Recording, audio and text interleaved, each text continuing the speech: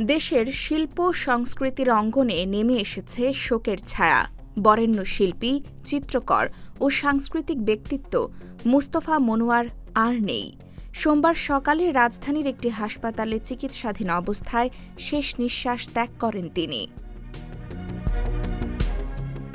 ১৯৩৫ সালের ১ সেপ্টেম্বর মাগুরায় জন্ম নেওয়া মুস্তফা মনোয়ার ছিলেন প্রখ্যাত কবি গোলাম মুস্তফার সন্তান। দীর্ঘ কর্মজীবনে তিনি চিত্রকলা, টেলিভিশন, শিশুতোষ অনুষ্ঠান নির্মাণ এবং সাংস্কৃতিক কর্মকাণ্ডে অসামান্য অবদান রেখে গেছেন। নতুন প্রজন্মের কাছে তিনি ছিলেন সৃজনশীলতা, নন্দনতত্ত্ব ও দেশপ্রেমের এক অনন্য প্রতীক। শিল্প সংস্কৃতিতে অসাধারণ অবদানের স্বীকৃতিস্বরূপ ২০০৪ সালে তিনি ২১ পদকে ভূষিত হন।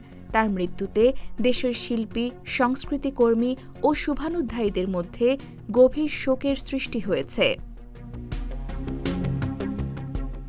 মুস্তফা মনোয়ারের প্রয়াণে বাংলা শিল্প ও সংস্কৃতি হারাল এক উজ্জ্বল নক্ষত্র।